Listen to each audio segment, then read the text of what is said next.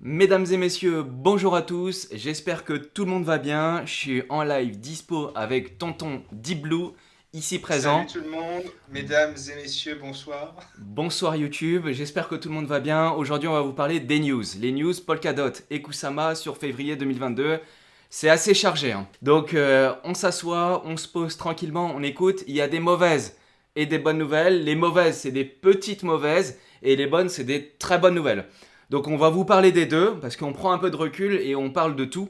Ce qui est bon et aussi ce qui est mauvais. Comme ça après que chacun fasse en connaissance de cause. Donc c'est parti, avant de lancer la vidéo, on a fait un vote et le vote a déterminé qu'on allait commencer par les mauvaises nouvelles. Donc je vous emmène sur mon PC et on va regarder ça avec Deep Blue, on va vous commenter les news qui se sont passées au mois de février 2022. Elle est propulsée par PolkaSwap, si ça vous plaît, vous pouvez aller sur la plateforme, vous regardez, vous pouvez swapper des tokens et faire de la DeFi sur polkaswap.io.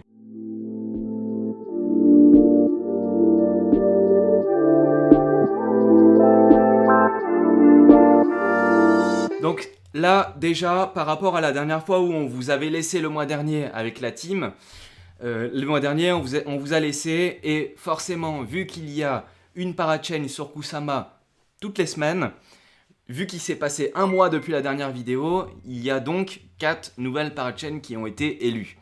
La dernière fois, on vous avait parlé, Integrity Network venait d'être élu. D'ailleurs, je fais une parenthèse, mais si vous voulez aller voir sur le site parachain.info, Integrity se classe numéro 2 en termes de rentabilité des crowdloans sur Kusama. Donc c'est un succès. Premier point.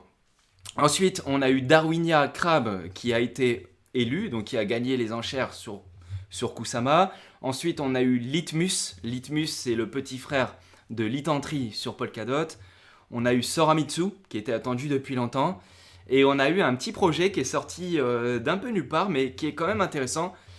Un peu atypique, on peut se le dire. Pourquoi je dis un peu atypique? Parce que ce projet-là qui s'appelle Kiko, ils ont carrément fait une annonce publique en disant participez pas à la crowdloan, de toute façon on a assez de fonds.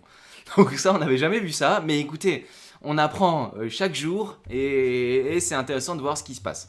Donc ça, c'est ce qui s'est passé là, ce mois-ci, mois de février, sur Kusama. Ce qui s'est passé aussi au mois de février, mais cette fois sur Polkadot, c'est l'élection de 2 nouveaux projets. C'est normal qu'il y en a eu 4 depuis qu'on s'est laissé sur Kusama et qu'il y en a eu 4 sur Kusama et qu'il y en a eu 2 sur Polkadot, parce que sur Polkadot, hein, on répète, mais ça va 2 fois moins vite que sur Kusama.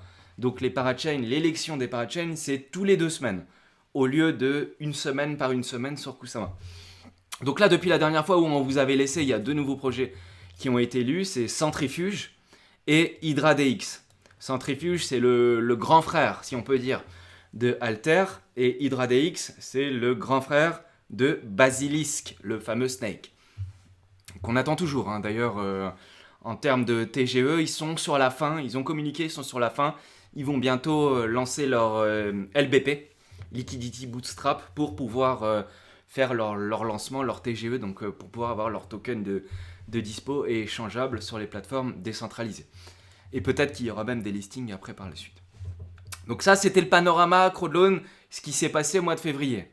Tu veux ajouter quelque chose, Diblo, ou tout est bon? Non, C'est c'est bon? c'est super clair. Bon bah ok, parfait. Et... Voilà, si je parle alors sur le contrôle d'un huissier de justice, tout va bien. Donc là, vu que la communauté nous demande de parler en premier des mauvaises nouvelles, si on peut dire, hein, entre guillemets mauvaises, c'est qu'on a eu le listing de Quartz. Et quand je dis que c'est une mauvaise nouvelle, en fait, ils ont bien géré leur truc. Attention, ça a été géré correctement comme il fallait.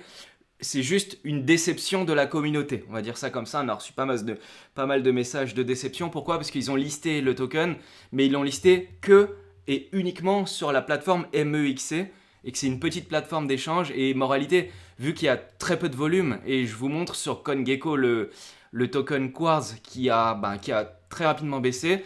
Attention, parenthèse quand même très important de noter que c'est tout le marché qui baisse. Donc c'est aussi normal que tous les tokens des parachains baissent et de l'écosystème baisse, puisque tout le marché est en baisse. Donc parenthèse refermée, du coup il y a eu quand même une déception par rapport à ce listing qui était quand même attendu, parce qu'ils ont listé que sur MEXC. Quand vous regardez sur CoinGecko en bas, vous voyez qu'il est vraiment listé que sur MEXC.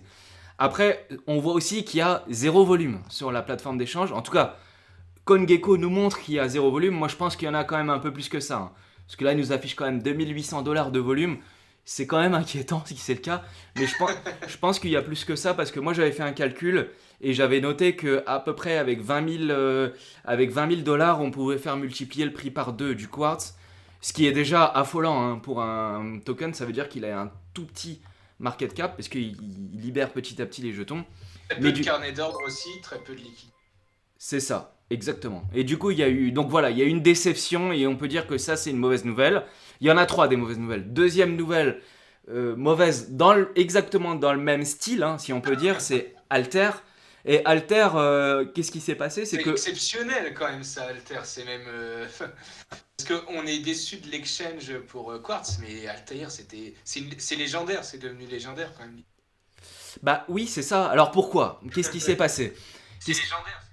Alors pourquoi? Qu'est-ce qui s'est passé? C'est très simple, c'est que il y a eu le listing, mais en fait, il y a eu donc sur Kraken, très très belle plateforme quand même, un beau listing, super bien et tout. Mais le truc, c'est que là, quand ils ont listé le token, ils ont fait zéro annonce pour prévenir qu'il allait avoir un listing. Et en fait, c'est Nono et la communauté, que nous on discutait sur Discord et sur Telegram, on discutait. Et finalement, on se dit, mais merde, mais en fait, il est listé le token. Et du coup, alors la communauté demande, sur les réseaux sociaux de Alter, et puis ils nous disent, ah non, on n'a pas le droit d'en parler. Oui, mais il est listé ou il n'est pas listé parce qu'on voit un token, est-ce que c'est le vrai et tout. Et en fait, évidemment que c'était le vrai parce qu'on avait vu, hein, moi je l'avais mis enfin on l'avait mis sur Twitter avec la team et on vous a dit, le trading de R est possible et ils ont lancé rapidement et on avait mis une petite loupe parce que on était étonné qu'il y a eu un lancement mais sans annonce. Donc on se demande si Sachant que Kraken avait annoncé que le dépôt des airs serait ouvert de tel truc à tel truc, et en gros 2 heures plus tard c'était lancé. Et Kraken avait annoncé, et même quand Kraken avait annoncé, eux ils étaient là à dire on peut rien dire, on sait pas, enfin voilà. Attendez, c'était qui? Attendez Kate B, donc ça c'était un la admin. modératrice Ouais. admin du groupe. Et Kate B a dit, a confirmé que c'était pour des raisons légales, alors que c'est du bullshit total, hein. Quand l'exchange annonce un listing, le projet peut faire de la com derrière. Et du coup, bah, les gens ont été pris de court, il y a eu une panique, tout le monde a dump, et il n'y avait pas de carnet d'ordre d'achat préparé aussi. C'est ça aussi qui a fait merder le truc. Voilà, donc déception. Ok, c'est pas grave dans l'absolu, il n'y a pas mort d'homme, personne n'est mort, etc. Mais c'est quand même étonnant au niveau du marketing si le projet il veut valoriser correctement son jeton. Vous voyez à l'écran, moins 98%. C'est quand même un peu étonnant, pas d'annonce, pas de préparation. On s'est demandé ce qui s'est passé. Donc, Après, 10 dollars, c'était trop ambitieux dans tous les cas. évidemment, évidemment. Et... donc le moins 98%, mais c'est le fait de ne pas avoir préparé les gens pour mettre des ordres d'achat, pour... En gros, il n'y a que de la panique, il n'y a que des ordres de vente d'un coup quand ils se sont aperçus que ça, et puis la gestion de l'équipe de communication était désastreuse, quoi. Donc ça a rajouté en plus la perte de confiance. Voilà, C'est chaud, donc, quoi. donc je veux aussi noter que la news d'avant pour le listing de Unix suivi du listing de Alter, il y a eu 24 heures entre les deux. Donc nous, on s'est dit, merde, on a eu les épaules qui sont un peu tombées, on s'est dit, what? C'est quand même grave, mais après, avec du recul, je peux un petit peu en parler, tu nous diras, Diblu, ce que t'en penses, mais en fait, moi, j'ai rencontré une équipe de... Ça n'a rien à voir, hein, je vous raconte autre chose qui pourra faire un lien avec ça. J'ai rencontré une équipe de développeurs, Solidity sur Paris la semaine dernière, et en fait, je leur ai dit, mais bon, bah nous, on voit que quand même les projets, ils proposent des solutions qui sont exceptionnelles, et c'est le cas, hein, que ça soit pour Alter ou pour Quartz, le projet, il est super. Par contre, on note quand même qu'il y a quand même des lacunes au niveau du marketing, de la communication. Ils ont du mal quand même à faire en sorte de valoriser correctement leur projet. Et là, la personne avec qui je parlais, donc c'était une équipe, ils étaient plusieurs de développeurs et tout, il m'a dit, mais en fait, tu sais, il y a quand même un problème, il y a une différence entre une équipe marketing et des développeurs. Les développeurs, ils écrivent des lignes de code blanches sur fond noir et tu leur demandes de faire du marketing, c'est un peu compliqué et tout. Je lui ai dit d'accord, mais dans ce cas-là, ils devraient s'entourer ou autre. Bon, voilà, petite déception. Il n'y a pas mort d'homme, il y a peut-être une incompréhension entre les développeurs et les gens du marketing. C'est dommage. Voilà, et puis de toute façon, on va dire que dans l'absolu, il y a rien de grave parce que c'est quand même sur Kusama, c'est des petits tokens. et le projet mère, il vient dans la foulée. D'ailleurs, ils ont... Ouais, totalement, Oui, totalement d'accord avec tout ce que tu viens de dire. Unique Quartz, par contre, leur communication, je trouve allez, ça oui, pas trop allez-y. mal. Mm. Et pas trop mal, hein. C'est juste là, pour le coup, ils ont chié, c'est sur le choix du premier exchange, en fait. C'est juste ça qu'ils ont chié. Bah, il y Mais a sinon, ça, niveau ouais. communication et marketing, moi, je trouve ça pas mal, hein. Ils sont partis de rien, Unique et Quartz. Et vraiment, ils arrivent à la fois à être dans le technique, être innovants, et en plus à être dans une bonne communication au niveau de la communauté et dans un bon marketing, je trouve. Ouais, Ont c'est repris ça. les codes du Glimmer pour le Tech Flight, ça a fait un petit événement communautaire. Non, ils sont intelligents, je trouve, Unique et quoi. Non mais c'est Par contre, super, mais Altair, ouais. Ils ont ouais, été, ils ont Altair, été extrêmement professionnels, sauf que la déception, c'est effectivement le choix, et surtout que ils ont listé que là-bas. C'est-à-dire qu'il y a, c'est il y a- ça. il y a pas d'autre plateforme, ni même de DEX où on peut échanger des quartz. Du coup, ça limite un peu le truc. Personne met des fonds sur, enfin, très peu de personnes mettent des fonds sur MEXC. Donc en fait, mais ils ont été très professionnels dans leur sortie. Là, il y a eu une annonce, ça a été fait correctement, comme il fallait et tout. Par contre, sur Alter, bah, c'était un petit peu plus inquiétant au niveau de la communication. Mais bon, Ouais. peu importe. Donc là, on avait deux mauvaises nouvelles, mais bon, voilà, on va dire juste déception. Rien de méchant, mais déception. Et après, là, il y a une news qui a eu lieu il y a 4 jours, et c'est par rapport au projet Composable. Ah Composable, oui. Composable Finance, où là, il y a eu Zach, un gars qui s'appelle Zach sur Twitter. C'est un gars qui est important dans le domaine de la crypto, parce qu'en fait, il est très suivi, donc il a 157 000 abonnés sur Twitter, et c'est un peu, entre guillemets, un chasseur de scam, chasseur d'arnaque. Et du coup, il a fait tout un trade sur Composable, et notamment sur un des membres de la team de Composable qui s'appelle Omar Zaki. Et donc, il a donné des éléments qui provenaient de la SEC, donc la Security Exchange Commission aux États-Unis. C'est le gendarme des marchés financiers où il avait été effectivement condamné à payer une amende en 2019. Donc, c'était 2019, il y a Ah, 3 ans. il s'est fait prendre à sec, hein, c'est le cas de le dire. Ouais, il a payé une amende, voilà, il a payé, etc. Donc, du coup, il y a eu du FUD. Et ça, il y a eu un gros FUD sur ce projet-là. Et en fait, nous, avant de parler de ça, on s'est penché sur la question, et en fait, on s'est aperçu que déjà Omar Zaki, chez Composable, il a aucun pouvoir, il n'a pas la main ni sur la monnaie, ni sur le code. Il est là juste en tant que chef de produit. D'ailleurs, c'est écrit à l'écran, Head of Product. Et puis on s'est aperçu que voilà, il avait fait une erreur dans le passé, mais il a scammé personne, parce qu'il y a eu un hack sur les projets sur lesquels il a travaillé, etc. Mais les hacks, entre guillemets hacks, qui s'est passé, en fait, c'est des problèmes il y a plein de protocoles DeFi qui ont Ouais. ces problèmes-là, si vous voulez.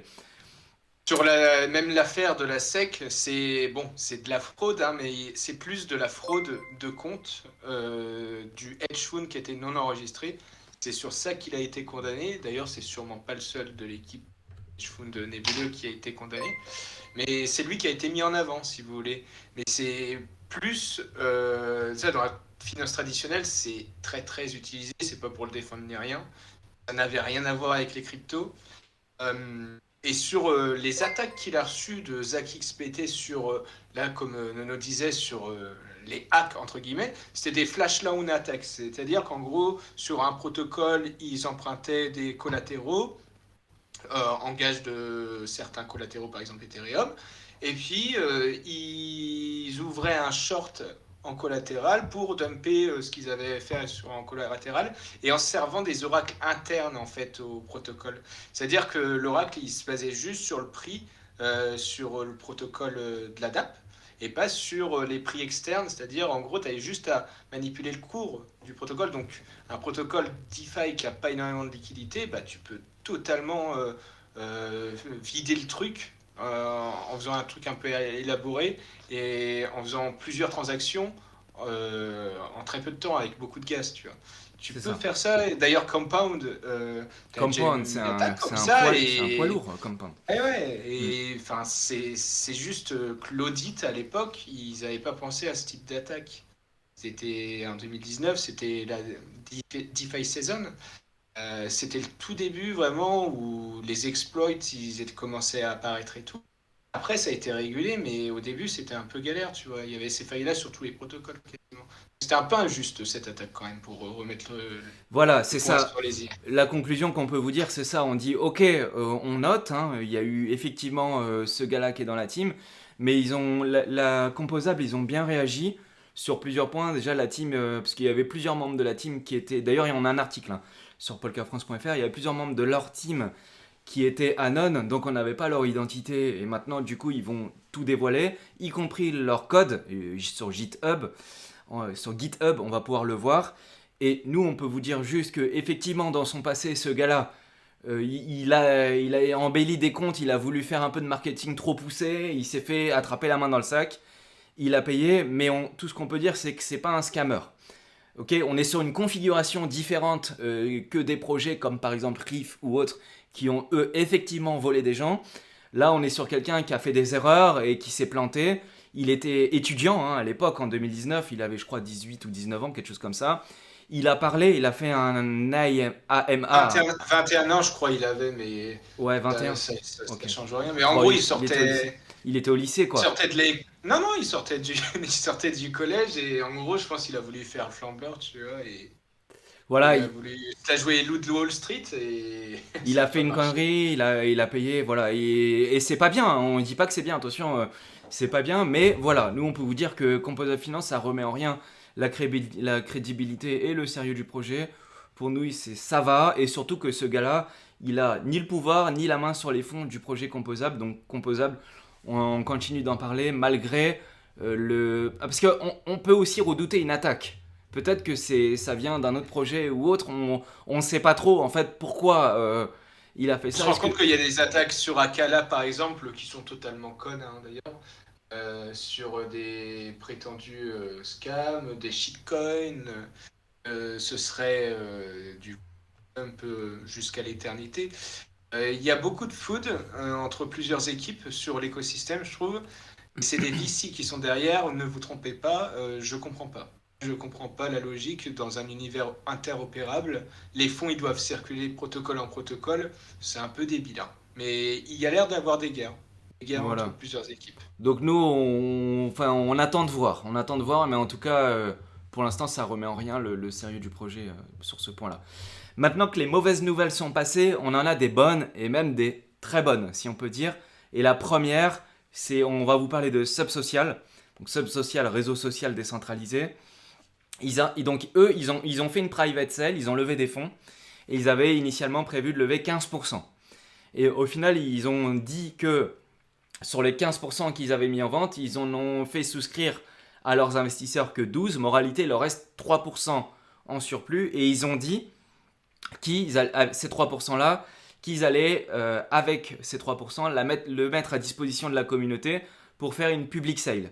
Donc là, la communauté va pouvoir participer directement à une public sale.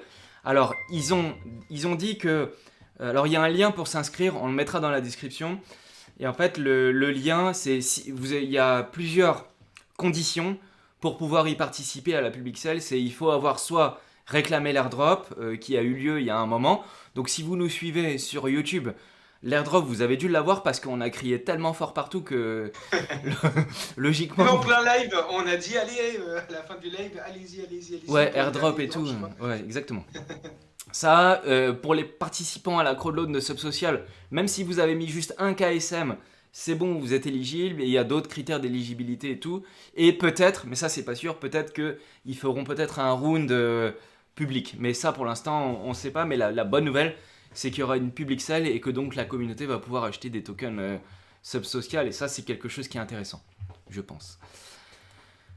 Ensuite, autre belle nouvelle, et c'est même une fête, une grande fête qu'on a pu voir nous sur nos réseaux sociaux, c'est le bilan du Tech Flight de Moonbeam avec le Glimmer, où au mois d'octobre 2021, on a pu acheter tous, la communauté, des tokens à 0,25 centimes de dollars, et aujourd'hui, il en vaut 2,50. Alors là, il est peut-être un petit peu baissé, j'ai pas été voir aujourd'hui, mais là, il y a 2 jours, il valait 2,50, donc ça s'appelle un 1000%, donc 1000% en 5 mois. On a battu le livret A. J'espère qu'un maximum de la communauté a pu en profiter.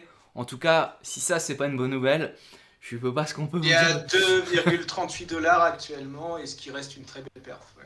Exactement, donc on est encore sur un quasi x10. Donc franchement, Et, propre, oui.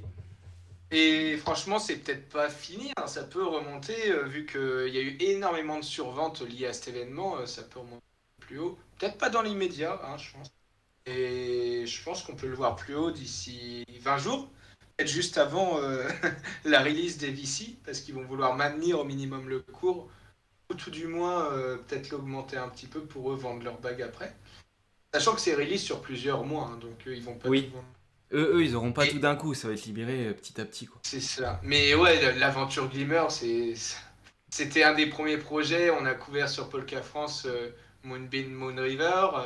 Alors On en là, pour le parlait coup, depuis ça le fait tout un an qu'on en début. parle, ouais, grave.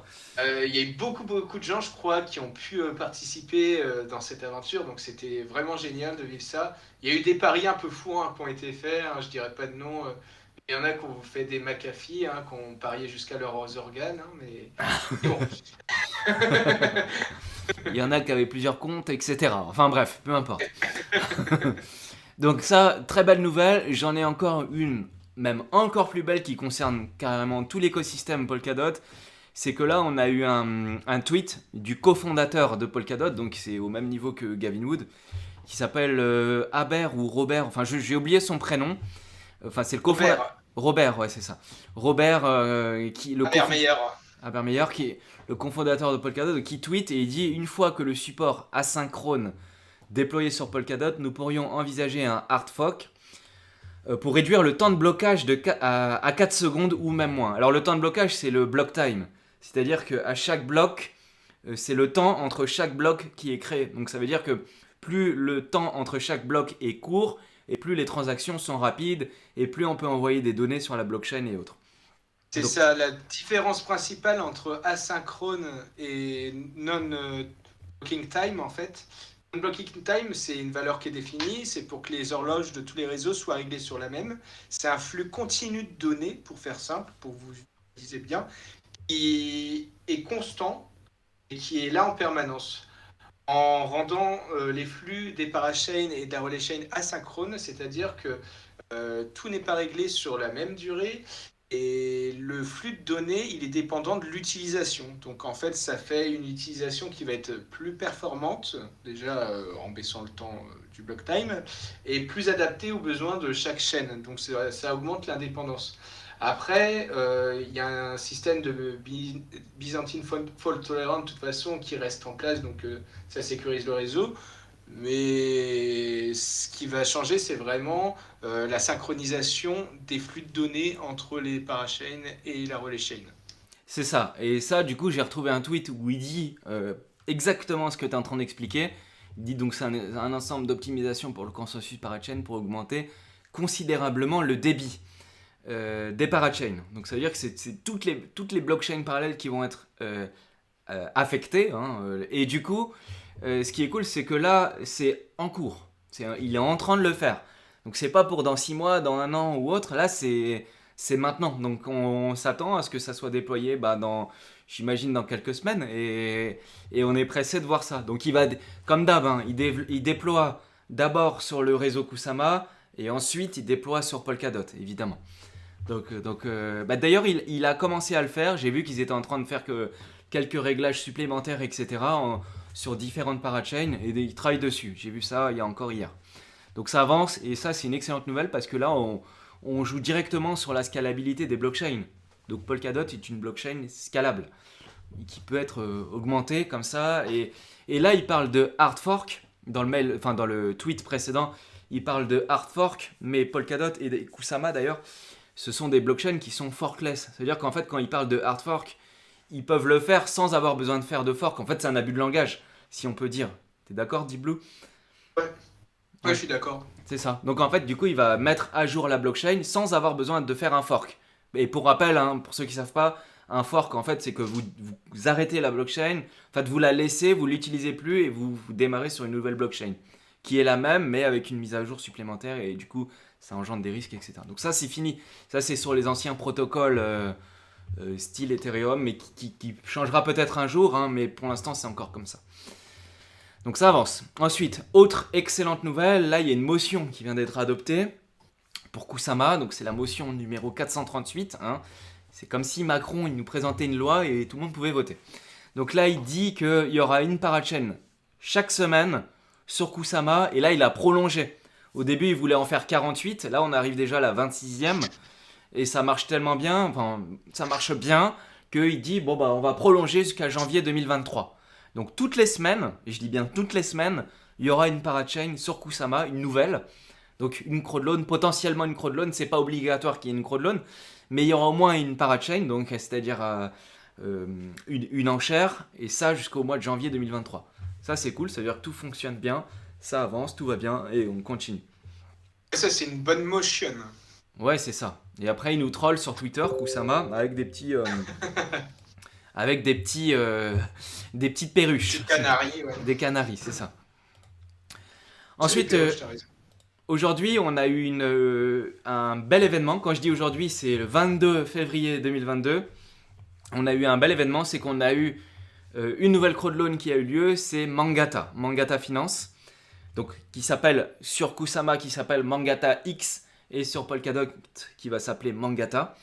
Et aujourd'hui, ils ont lancé, donc c'était aujourd'hui à 16h Paris Time, ils ont dit qu'il y allait avoir que 14 000 KSM de dispo, hein, en hard cap, donc maximum de KSM qu'on peut miser, c'était 14 000.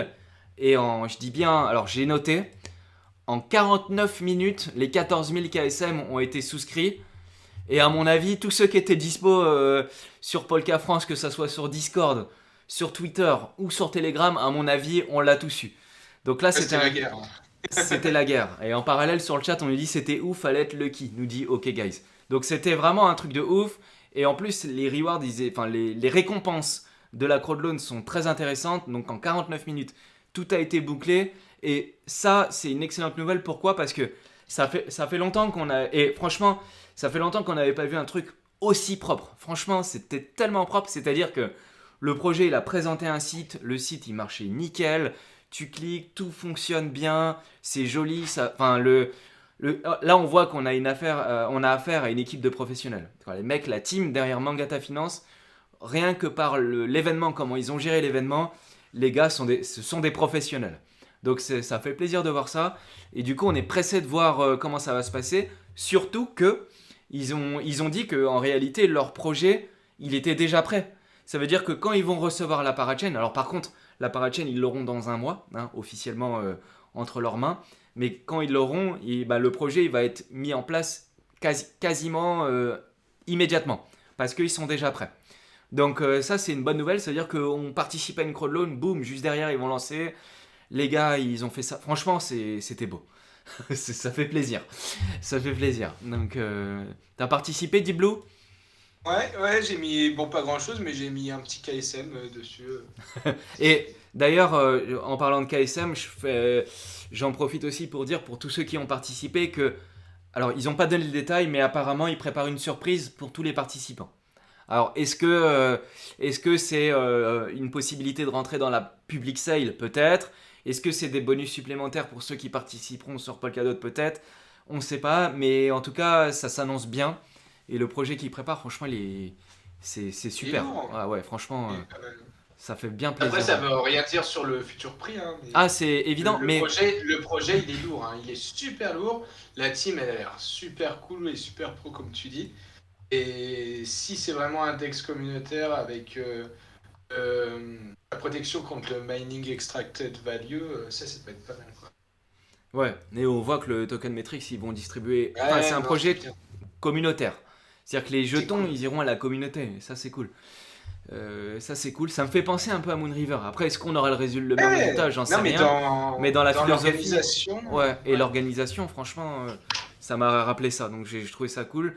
Et après, tu dis, bah, ça n'aura pas d'impact sur le prix. Mais peut-être que ça pourrait en avoir un parce que vu qu'en 49 minutes, enfin 46 ou 49 minutes, je sais plus combien, mais en 50 minutes, tout a été bouclé. Et du coup, il y a plein de gens qui ont dit, ouais, je peux participer. Bah non, c'est trop tard. Et du coup, peut-être que ceux qui n'ont pas pu participer, peut-être que... Ça va FOMO, ouais. Ah oui, non, mais vois, c'est ça peut clair impacter, que ça peut impacter positivement. Après, quand je dis ça, c'est plus pour dire, les gars, bon, on reste les pieds sur terre. Ah oui, voilà. C'est évidemment. une bonne surprise, voilà. Mais faut rester calme, quoi. Donc voilà, en tout cas, c'est une bonne nouvelle de savoir que ça s'est super bien passé. On avait une communauté soudée, ça fait plaisir. Et pour les jours à venir, là sur Polkadot, il nous reste deux parachains à élire. Et du coup, dans les deux, là actuellement, sur les deux places il y a plusieurs combattants, si on peut dire, notamment Interlay. Et pour Interlay, il reste allez, un petit peu plus de 24 heures. Il doit rester une trentaine d'heures pour participer à Interlay. Et Interlay, c'est un excellent projet. Ils vont apporter le Bitcoin sur l'écosystème Polkadot. Interlay, c'est cool. Et puis ça sera relié avec Akala, Karura et tout, avec Kintsugi aussi. Exactement. Et du coup, là, c'est encore possible. Mais au moment où vous regardez la vidéo, soit il vous reste 24 heures ou moins de 24 heures. Et si vous êtes en live avec nous, il vous reste à peine 30 heures. Donc c'est maintenant ou jamais si vous avez envie de participer à ce projet-là. Surtout que les rewards, c'est 10%. Donc ça peut valoir le coup. En tout cas, il y a un article, on a fait un article, vous pouvez aller le voir sur polkafrance.fr, section crowdloan, et vous allez dessus et vous pouvez regarder. Donc il y a, sur les deux places restantes, il y a Interlay en lice, et Interlay, ils ont quasiment gagné. C'est même quasiment sûr qu'ils vont gagner, puisque c'est les seuls et ils sont loin devant. Mais derrière, on a Equilibrium pour la dernière place, on a Noodle, et on a Litantry. Mais Litantry sont encore un petit peu derrière. Donc là, sur la aparté, tu as une question sur le chat. Est-ce que ça va vraiment être important d'apporter Bitcoin sur Polkadot? La DeFi sur Ethereum, vu que toutes les liquidités principales sont sur le Bitcoin, ça a pris de l'ampleur dès qu'il y a eu le wrap de Bitcoin sur Ethereum. Bien sûr que c'est ultra important d'apporter le Bitcoin sur Polkadot. Niveau finance décentralisée, tu as besoin de ces dérivés-là.